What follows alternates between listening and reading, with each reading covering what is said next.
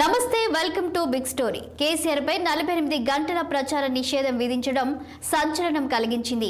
ఒక్కసారిగా ఎన్నికల కోడ్ పై అందరి దృష్టి పడింది. ఎన్నికల కోడ్ ఉల్లంఘిస్తున్న నాయకుల సంఖ్య క్రమంగా పెరిగిపోతుంది. మరి ఇప్పటికైనా నాయకులు ఒళ్ళు దగ్గర పెట్టుకుని మాట్లాడతారా అంటే అది సందేహమే. ఈ నేపథ్యంలో ఇవాల్టి బిగ్ స్టోరీ కోడ్ కత్తి.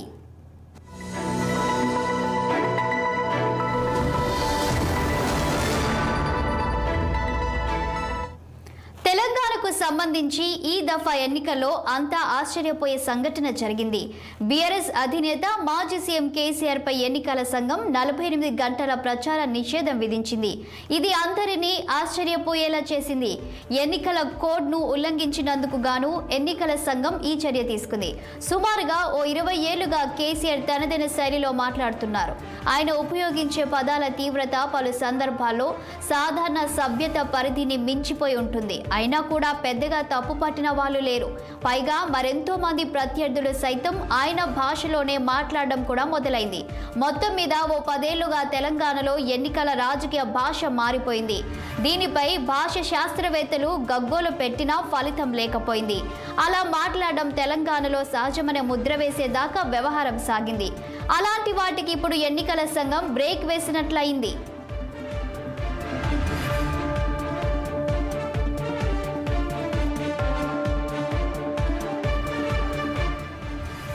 బీఆర్ఎస్ అధినేత మాజీ సీఎం కేసీఆర్ పై ఎన్నికల సంఘం కఠిన చర్యలు తీసుకుంది. మే 1వ తేదీ రాత్రి 8 గంటల నుంచి మే 3వ తేదీ రాత్రి 8 గంటల వరకు 48 గంటల పాటు ఎన్నికల ప్రచారం చేయకుండా నిషేధం విధించింది.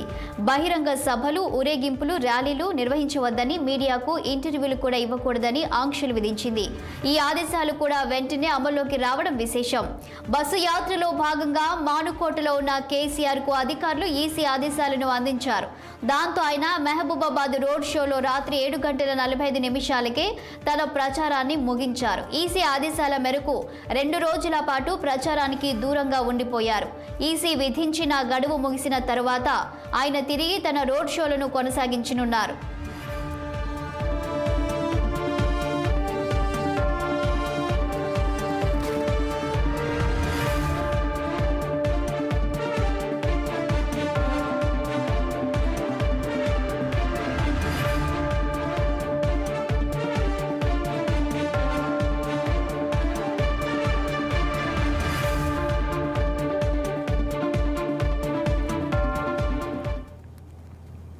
కేసీఆర్ పై కేంద్ర ఎన్నికల సంఘం సీరియస్ కావడం వెనుక పెద్ద కథనే ఉంది. ఎండిన పంట పొలాలను పరిశీలించేందుకు ఆయన ఏప్రిల్ 5న కరీంనగర్, సిరిసిల్ల జిల్లాల్లో పర్యటించారు. ఈ సందర్భంగా సిరిసిల్లలో నిర్వహించిన మీడియా సమావేశంలో ఆయన మాట్లాడారు. వరి ధాన్యానికి క్వింటాల్కు 500 రూపాయలు బోనస్ ఇవ్వకుంటే కాంగ్రెస్ ను వేటాడుతామన్నారు. కాంగ్రెస్ నాయకులను ఉద్దేశించి కొన్ని వ్యాఖ్యలు చేశారు. ఈ వ్యాఖ్యలపై టీపీసీసీ సీనియర్ ఉపాధ్యక్షుడు నిరంజన్ ఏప్రిల్ 6న కేంద్ర ఎన్నికల సంఘానికి ఫిర్యాదు చేశారు. కాంగ్రెస్ పై కేసీఆర్ అభ్యంతరకర వ్యాఖ్యలు చేశారని తెలిపారు. ఈ నేపథ్యంలో దీనిపై విచారణ జరపాల్సిందిగా కేంద్ర ఎన్నికల కమిషన్ ఆదేశించింది. దీంతో ఈ అంశంపై రాష్ట్ర ప్రధాన ఎన్నికల అధికారి విచారణ చేశారు. ఏప్రిల్ 10న ఆయన తన నివేదిక సమర్పించారు. దీంతో ఈ అంశంపై వివరణ ఇవ్వాలంటూ కేంద్ర ఎన్నికల కమిషన్ ఏప్రిల్ 16న కేసీఆర్ కు షోకాజ్ నోటీసు జారీ చేసింది. ఎలక్షన్ కమిషన్ ఆఫ్ ఇండియా నా మీద నిషేధం విధించింది. 48 గంటలు కేసీఆర్ ప్రచారం చేయొద్దని, ప్రచారంలో పాల్గొవద్దని నా మీద నిషేధం విధించింది. మీ అందరు నేను ఒకటే కోరుతా ఉన్నా, ఒకటే మాట మనవి చేస్తా ఉన్నా. ఇదే రేవంత్ రెడ్డి నీ పేగులు మెడలేసుకుంటా, నీ గుడ్లు వీకుతా అని నా మీద అడ్డగోలు మాటలు మాట్లాడితే ఇదే election commission of India Revanth Reddy మీద నిషేధం పెట్టలేదు, కానీ నా మీద పెట్టింది. నేను ఒక్కటే మాట చెప్తా ఉన్నా, లక్షలాదిగా ఉన్నటువంటి టీఆర్ఎస్ కార్యకర్తలు వారందరికీ కూడా నేను పిలిపిస్తా ఉన్నా. 48 గంటలు నా ప్రచారాన్ని నిషేధిస్తే మా అన్నదమ్ములు, మా టీఆర్ఎస్ బిడ్డలందరూ కూడా దాదాపు 96 గంటలు అవిశ్రాంతంగా పనిచేస్తారని మనవి చేస్తా ఉన్నా. తనకు జారీ అయిన షోకాస్ నోటీసుకు కేసీఆర్ బదులిచ్చారు. మీడియా సమావేశంలో మాట్లాడిన కొన్ని వ్యాఖ్యలను మాత్రమే ప్రత్యేకంగా పేర్కొంటూ కాంగ్రెస్ ఫిర్యాదు చేసిందన్నారు. స్థానిక ఎన్నికల అధికారులకు తెలంగాణ మాండలికం పూర్తిగా అర్థం కాదన్నారు. తాను చేసిన వ్యాఖ్యలను ఇంగ్లీష్లోకి తప్పుగా అనువాదం చేశారన్నారు. తాను కాంగ్రెస్ పార్టీ విధానాలు, పథకాలను మాత్రమే విమర్శించానని అన్నారు. ఇవేవి ఎన్నికల కమిషన్ను సంతృప్తి పరచలేకపోయాయి. గతంలో 2019 లోక్సభ ఎన్నికల సందర్భంలో కరీంనగర్లో చేసిన వ్యాఖ్యలపై, 2023 అక్టోబర్లో బాన్సువాడ సభలో చేసిన వ్యాఖ్యలపై కూడా హెచ్చరికలు జారీ చేశామని గుర్తు చేసింది. 2 రోజుల పాటు ఎన్నికల ప్రచారానికి దూరంగా ఉండాలని ఆదేశించింది. దాంతో మాజీ సీఎం కేసీఆర్ 48 గంటల పాటు ప్రచారానికి దూరంగా ఉండాల్సి వచ్చింది. నోరు జారితే ఫలితమేంటో ఆయనకు అనుభవంలోకి వచ్చింది.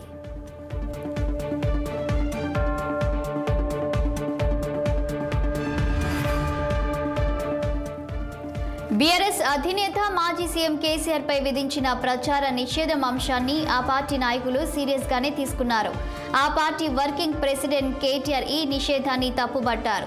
కేసీఆర్ ను తెలంగాణ గొంతుకగా అభివర్ణిస్తూ అలాంటి వ్యక్తిపైనే నిషేధం విధిస్తారా అంటూ ప్రశ్నించారు. ప్రధాని మోదీ విద్వేష వ్యాఖ్యలు చేస్తున్నారని ఆరోపించారు. మోదీ వ్యాఖ్యలు కమిషన్ కు వినిపించడం లేదా అంటూ ప్రశ్నించారు. రేవంత్ రెడ్డి మాట్లాడే బూతులు ఎన్నికల కమిషన్ కు ప్రవచనాల మాదిరిగా అనిపిస్తున్నాయా అంటూ నిలదీశారు. తాజాగా ఆయన మీడియా సమావేశంలో మాట్లాడుతూ కేసీఆర్ పై తుక్కుగూడ సభలో రేవంత్ రెడ్డి చేసిన వ్యాఖ్యలను ప్రస్తావించారు. మాజీ మంత్రి హరీష్ రావు సైతం ఇదే విధంగా ఎన్నికల కమిషన్ ను ప్రశ్నించారు.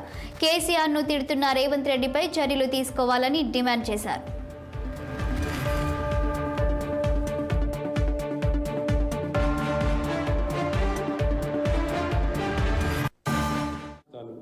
కేసీఆర్ గారు రైతుల పక్షాన, నేతన్నల పక్షాన గట్టిగా ఒక మాట మాట్లాడితే ఆయన మీద 48 గంటల బ్యాన్. నేను ఇవాళ ఎలక్షన్ కమిషన్ అడుగుతున్నా, మీరు బడాబాయి చోటాబాయి కనసన్నల్లో పనిచేయకపోతే మేము ఇదిగో మొత్తం మీకు లిస్ట్ కూడా ఇస్తాం. ఇప్పటికి 27 కంప్లైంట్స్ ఇచ్చాము. 27 కంప్లైంట్స్ అఫీషియల్గా ఎలక్షన్ కమిషన్కి మా పార్టీ తరఫున. ముఖ్యమంత్రి రేవంత్ రెడ్డి మీద 8 కంప్లైంట్స్, మరొక 19 కంప్లైంట్లు మిగతా వాళ్ళ పార్టీ నాయకులు వాళ్ళ వైఖరి మీద, వాళ్ళ మాట్లాడుతున్న మాటల మీద మరి మేము ఇవ్వడం జరిగింది. మొత్తం మీకు ఇస్తాం. పట్నం సునీతా మహేందర్ రెడ్డి, ఉత్తమ్ కుమార్ రెడ్డి, పొన్నం ప్రభాకర్, జూపల్లి కృష్ణారావు, రఘునందన్ రావు అనే బీజేపీ నాయకుడు, మొత్తం కలిపి 27 కంప్లైంట్స్ ఇచ్చాము. ఒక్కటంటే ఒక్కదాని మీద కూడా యాక్షన్ లేదు. కేవలం కొండా సురేఖ గారు ఏదైతే ఒక్కటి మాట్లాడినారో దాని మీద మందలింపు, సెన్షన్, ఒక్కదాని మీద మాత్రం మందలింపు తప్ప ఈ రోజు వరకు ఒక్కటంటే ఒక చర్య కానీ, వారి ప్రచారాన్ని నిషేధించడం కానీ, ఇంకోటి కానీ కాదు. ఇవాళ వాస్తవం ఏంటంటే కేసీఆర్ గారు బయటికి వచ్చేసరికి, ఆయన బస్సు యాత్ర ప్రారంభించేసరికి ఇవాళ రాష్ట్రంలో కాంగ్రెస్కు, అటు కేంద్రంలో ఉన్న బీజేపీకి ఇద్దరు కూడా దడ పుట్టింది. ఎందుకంటే రోజు వాళ్ళకి డే టు డే రిపోర్ట్స్ వస్తాయి. స్టేట్లో ఇంటెలిజెన్స్ రిపోర్ట్స్ ఉంటాయి, కేంద్రంలో ఐబీ రిపోర్ట్స్ ఉంటాయి. కేసీఆర్ గారికి ప్రజలు బ్రహ్మరథం పడుతున్నారు.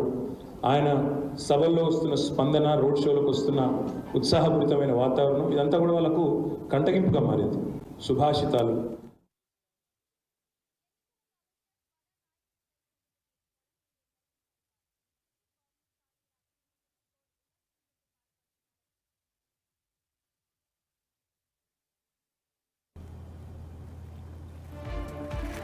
ఎన్నికల కమిషన్ బడా నాయకులపై చర్యలు తీసుకోవడం ఇదే మొదటిసారి కాదు. బీజేపీ, కాంగ్రెస్ పార్టీల అగ్రనేతలు కోడ్ ఉల్లంఘనలకు పాల్పడుతున్నారని ఎన్నికల సంఘం ఇప్పటికే ఆయా పార్టీల అధ్యక్షులకు నోటీసులు జారీ చేసింది.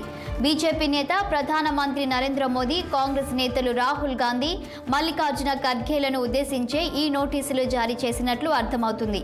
ఈ నోటీసులకు జవాబిచ్చేందుకు 2 పార్టీలు కూడా మరింత సమయాన్ని కోరాయి. అందుకు ఎన్నికల సంఘం కూడా అంగీకరించింది. మే 6వ తేదీన ఉదయం 11 గంటలలోగా ఈ 2 పార్టీలు కూడా బదులివ్వాల్సి ఉంటుంది.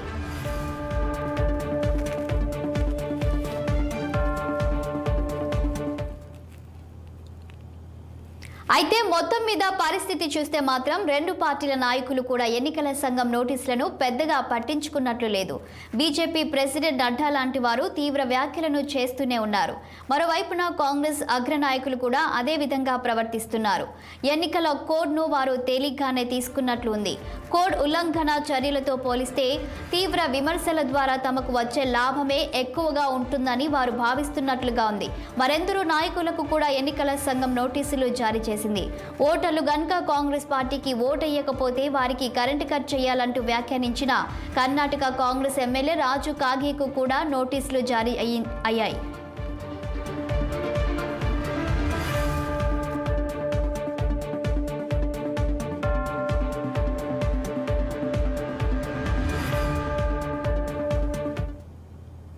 కోడ్ ఉల్లంఘించిన నాయకులకు ఈసీ నోటీసులు జారీ చేయడం, చర్యలు తీసుకోవడం హర్షణీయమే. అయితే జాతీయ పార్టీల అగ్ర నాయకుల విషయంలో మాత్రం ఈసీ కాస్తంత మెతక ధోరణితోనే ఉన్నట్లు కనిపిస్తుంది. ఈ అంశంలో ఎన్నికల సంఘం ఆయా నాయకులకు కాకుండా పార్టీలకు నోటీసులు జారీ చేయడం విశేషం. స్టార్ క్యాంపెయినర్లు చేసే వ్యాఖ్యలకు వారే వ్యక్తిగతంగా బాధ్యత వహించాల్సి ఉంటుందని ఆయా పార్టీలకు పంపిన నోటీసుల్లో ఎన్నికల సంఘం పేర్కొంది.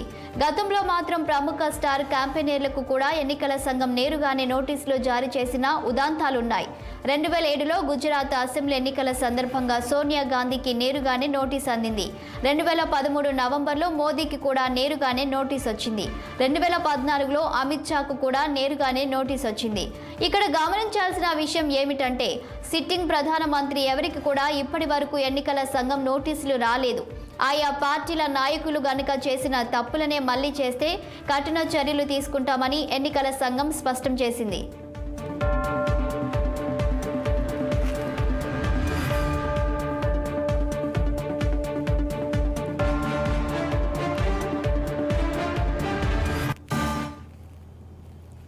దేశంలో ప్రధానిగా ఉన్న వారిపై ఎన్నికల సంఘం ఇప్పటి వరకు చర్యలు తీసుకున్న దాఖలాలు లేవు. అయితే ఇక్కడ గమనించాల్సిన అంశం కూడా మరొకటి ఉంది. రాజకీయంగా దేశ చరిత్రను మోదీకి ముందు, మోదీ తరువాత అని విభజించి చూడాల్సిన సందర్భంలో ఉన్నాం. మోదీకి ముందు జరిగిన ఎన్నికలేవి కూడా ఈ స్థాయిలో హోరాహోరీగా జరగలేదు. కాంగ్రెస్ పార్టీ ఇంతటి దీన స్థితిలో ఇంతకు ముందెన్నడూ లేదు. మోదీ అధికారంలోకి వచ్చిన తరువాత దేశంలో బీజేపీ ప్రభుత్వం ఊహించని చర్యలు ఎన్నో తీసుకుంది. కశ్మీర్కు ప్రత్యేక హోదా ఇచ్చే ఆర్టికల్ 370 రద్దు, కశ్మీర్ విభజన, సర్జికల్ దాడులు, దేశ సరిహద్దులో రక్షణ, మౌలిక వసతుల పెంపు లాంటివెన్నో వీటిలో ఉన్నాయి.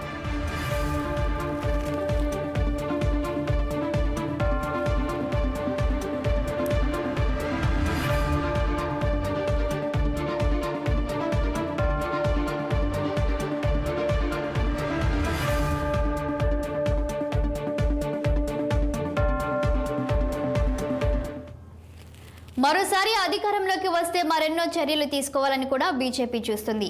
అందుకే అది సొంతంగా 370 సీట్లు, కూటమిగా 400 సీట్లు గెలుచుకోవాలని భావిస్తుంది. అందుకే అది ముందెన్నడూ లేనంత దూకుడుగా వ్యవహరిస్తుంది. ప్రధాని మోదీ ప్రసంగాలు కూడా అందులో భాగంగానే ఉంటున్నాయి. అందుకే వాటిలో పదునెక్కువగా కనిపిస్తుంది. కొన్ని సందర్భాల్లో మాట తూలిన సందర్భాలుంటున్నాయి. అవే విపక్షాలకు ఆయుధాలుగా మారాయి. ఎన్నికల కోడ్ను ప్రధాని మోదీ ఉల్లంఘించారని విపక్షాలు ఇప్పటి వరకు 27 సార్లు ఎన్నికల సంఘానికి ఫిర్యాదు చేశాయి. అయితే వీటిపై ఎన్నికల సంఘం పెద్దగా చర్యలు తీసుకున్న సందర్భాలు మాత్రం లేవని చెప్పవచ్చు. కాకపోతే ఇటీవల మాత్రం మోదీ పేరు ప్రస్తావించకుండానే బీజేపీ ప్రెసిడెంట్కు నోటీస్ మాత్రం జారీ చేసింది.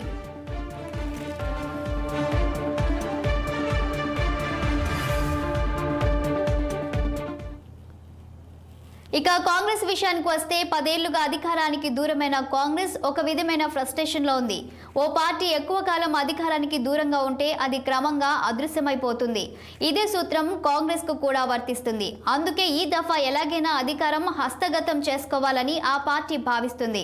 అందులో భాగంగానే ఇండీ కూటమిని కూడా ఏర్పాటు చేసింది. మైనారిటీలను ఆకట్టుకునేందుకు ప్రయత్నించింది. ఇండీ కూటమి నాయకురాలు మరియా చేసిన ఓటు జిహాద్ వ్యాఖ్యలు దేశవ్యాప్తంగా సంచలనం కలిగించాయి. రాహుల్ గాంధీ, మల్లికార్జున ఖర్గే మాటల్లోనూ ఎన్నో ఆవేశాలు చోటు చేసుకున్నాయి. వాటిపై కూడా ఎన్నికల సంఘానికి ఫిర్యాదులు వెళ్లాయి. అందుకే కాంగ్రెస్ స్టార్ క్యాంపెయినర్లను ప్రస్తావిస్తూ కాంగ్రెస్ పార్టీకి కూడా నోటీసులు వెళ్లాయి. ఈ విధమైన నోటీసులు కాంగ్రెస్ కు కొత్తేమీ కాదు. 2023 నవంబర్లో ఎన్నికల సంఘం రాహుల్ గాంధీకి నోటీసులు జారీ చేసింది. పన్నౌతి, పిక్ ప్యాకెట్, అపర కుబేర్లకు రుణమాఫీ లాంటి పదాలను వినియోగించడంపై ఈ నోటీస్ జారీ అయింది. రాజకీయ ప్రత్యర్థులపై నిరూపించలేని ఆరోపణలు చేసినందుకు గాను ఈ నోటీస్ జారీ అయింది. ఆమ్ ఆద్మీ పార్టీ అధినేత కేజ్రీవాల్ కు సైతం గతంలో ఈసీ నోటీసులు అందించింది.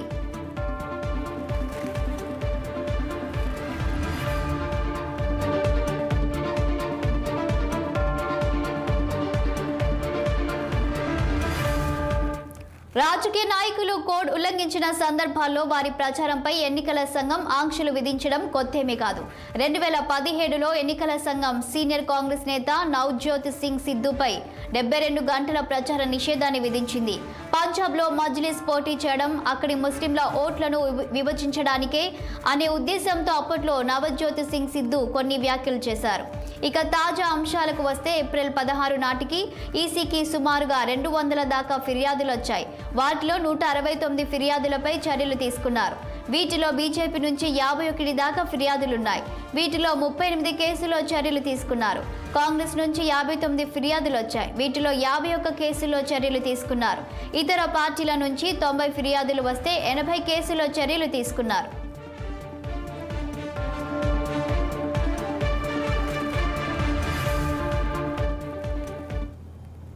నాయకులపై ఎన్నికల సంఘం ప్రస్తుతం తీసుకుంటున్న చర్యలు మోడల్ కోడ్ ఆఫ్ కండక్ట్ ను ఉల్లంఘించినందుకు తీసుకుంటున్నవే. దీనికి మూలాలు 1960 నాటి కేరళ ఎన్నికల్లో ఉన్నాయి. అప్పట్లో కొన్ని మార్గదర్శకాలను రూపొందించారు. మొదట్లో ఇది ఎన్నికల సభల నిర్వహణ, ఊరేగింపులు, ప్రసంగాలు, నినాదాలు, పోస్టర్లు, ప్లకార్డులు మొదలైన వాటికే పరిమితమైంది. ఆ తరువాత 1968లో ఎన్నికల సంఘం వివిధ పార్టీలతో చర్చించి దీన్ని మరింతగా విస్తరించింది. 1979 నాటికి ప్రతి సాధారణ ఎన్నికలకు ఇదొక ప్రామాణికంగా నిలిచింది. 1991 నాటికి దీనిని మరింత శక్తివంతంగా చేశారు. ఎన్నికల షెడ్యూల్ ప్రకటించిన వెంటనే మోడల్ కోడ్ ఆఫ్ కండక్ట్ అమల్లోకి వస్తుంది. లోక్సభ ఎన్నికలతో పాటుగా అసెంబ్లీ ఎన్నికలు, శాసన మండలి ఎన్నికలు, స్థానిక ఎన్నికలు, ఇలా ప్రతి ఎన్నికకు కూడా ఇది వర్తిస్తుంది. ఇది దేశవ్యాప్తంగా అన్ని ప్రాంతాల్లోనూ అమల్లో ఉంటుంది. అన్ని సంస్థలు, కమిటీలు, కార్పొరేషన్లు, పార్టీలు కూడా దీనికి కట్టుబడి ఉండాల్సిందే.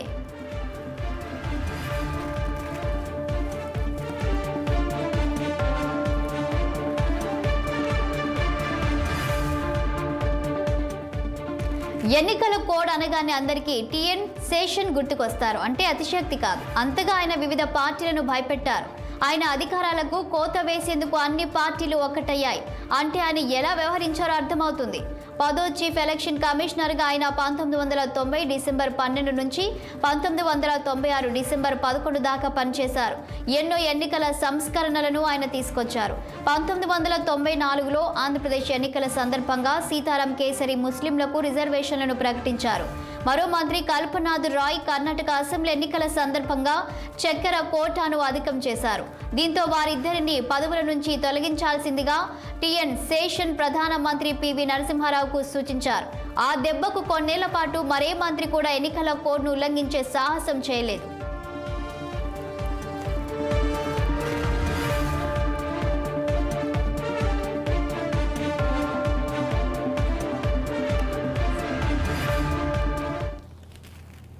తాను బ్రేక్ఫాస్ట్గా రాజకీయ నాయకులను తింటాను అని జోక్ చేశారు శేషన్. నిజానికి అది జోక్ కాదు, నిజంగా సత్యమే. పశ్చిమ బెంగాల్ నాటి సీఎం జ్యోతి బసు శేషన్ను పిచ్చి కుక్క అంటూ విమర్శించారు. శేషన్ ప్రజాస్వామ్యాన్ని లాకౌట్ చేశారని విపి సింగ్ దుయ్యబట్టారు. దేశంలో దేవుడికి కూడా భయపడిన నాయకులంతా అప్పట్లో శేషన్ అంటే భయపడ్డారు. నాటి ప్రధాని విపి నరసింహారావు, బీహార్ సీఎం లాలూ ప్రసాద్ యాదవ్ ఇలా ఎవరిని శేషన్ వదిలిపెట్టలేదు. రాజకీయ నాయకుల మీద జాలి, కరుణ అనేవి ఆయన డిక్షనరీలో లేవని అంటారు. ఒకప్పుడు ఎన్నికల సంఘం అంటే ఎవరికీ తెలిసేది కాదు. శేషన్ హయాంలో మాత్రం ప్రతి ఒక్కరూ ఎన్నికల సంఘానికి భయపడుతూ పనిచేశారు.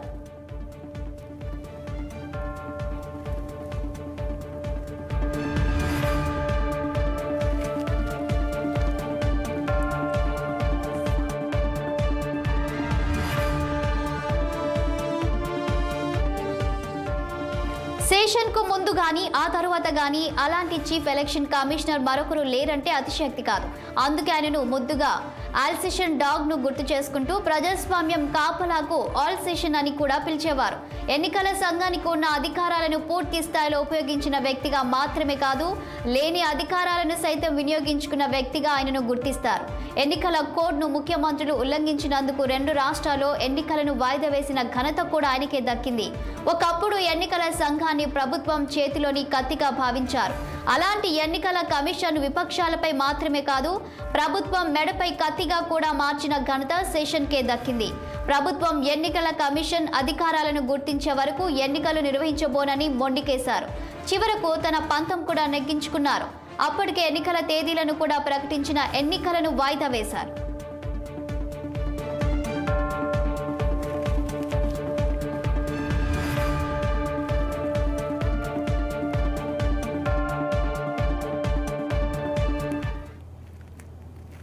రెండు 2019 నాటి ఎన్నికల విషయానికి వస్తే అప్పట్లో అధికారంలో ఉన్న బీజేపీ ఎన్నికల కోడ్ను ఉల్లంఘించినట్లుగా ఫిర్యాదులు వచ్చాయి. శతాబ్ది రైలులో ఇచ్చే టీ కప్పులపై మైభీ చౌకీదార్ అని ఉండడాన్ని ఎన్నికల సంఘం తప్పుబట్టింది. ఇక విమాన టికెట్లపై, బోర్డింగ్ పాస్లపై మోదీ చిత్రం ఉండడాన్ని కూడా తప్పుబట్టింది. అయితే మోదీ బయోపిక్ విడుదలను అడ్డుకోకపోవడంపై మాత్రం ఆయా పార్టీలు నిరసన వ్యక్తం చేశాయి. ఇక తాజాగా కోవిడ్ టీకా ధృవపత్రాలపై మొన్నటి వరకు ప్రధాని మోదీ ఫోటో కూడా ఉండేది. ఎన్నికల కోడ్ అమలవుతున్న నేపథ్యంలో ఆ సర్టిఫికేట్లపై నుంచి మోదీ ఫోటో కూడా తొలగించారు.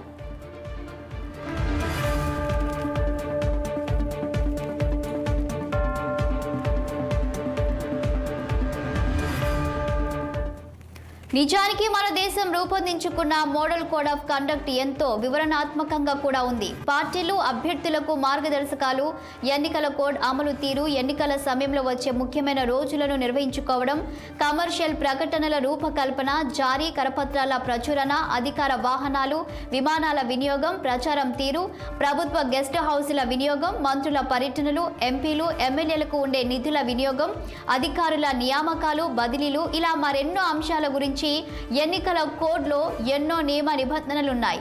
కాకపోతే తెలుసో తెలియకో నాయకులు వాటిని ఉల్లంఘిస్తూనే ఉన్నారు.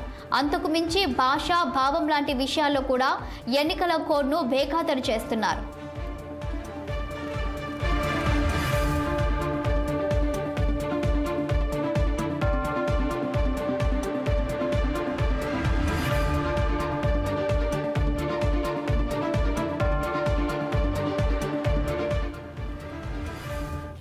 నాయకుల ప్రసంగాల్లో భాషా భావం రెండు ముఖ్యమే. ఈ రెండు కూడా ఎన్నికల కోడ్ పరిధిలోకి వస్తాయి.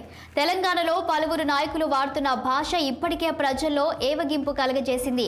ఉద్యమం సందర్భంగా ఉపయోగించే భాషను కొంతవరకు సమర్థించవచ్చు. కాకపోతే అదే తరహా భాషను ఆ తర్వాత కూడా ఉపయోగించడం అంత మంచిది కాదేమోననే అభిప్రాయాన్ని కలిగించింది.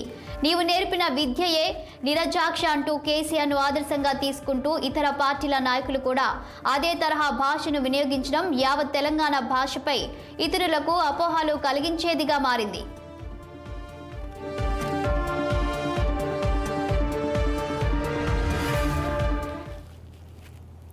నాయకులు తిట్లతో కూడిన భాష ఉపయోగించడం మన దేశానికి మాత్రమే పరిమితం కాదు. అమెరికా లాంటి అగ్రరాజ్యాల్లోనూ ట్రంప్ లాంటి కొందరు నాయకులు ఈ తరహా భాషను వాడుతూనే ఉన్నారు. ఆరంభంలో అది కాస్తంత సరదాగా ఉన్నప్పటికీ చివరకు వెగటు పుట్టిస్తుందనే విషయాన్ని నాయకులు గమనించడం లేదు. అలాంటప్పుడు పాజిటివ్ ఓటు కాస్త నెగిటివ్ ఓటుగా మారే ప్రమాదం కూడా ఉంటుంది. మరోవైపున పిల్లలపై ఈ తరహా భాష కలిగించే దుష్ప్రభావాలను కూడా గుర్తించాలి. భాషా భావం ఈ రెండు కూడా హుందాగా దేశ సంస్కృతి సంప్రదాయాలను ప్రతిబింబించేవిగా ఉండాలి. అలా లేకుంటే మాత్రం ఎలక్షన్ కమిషన్ కొరడా జురిపించాల్సిందే.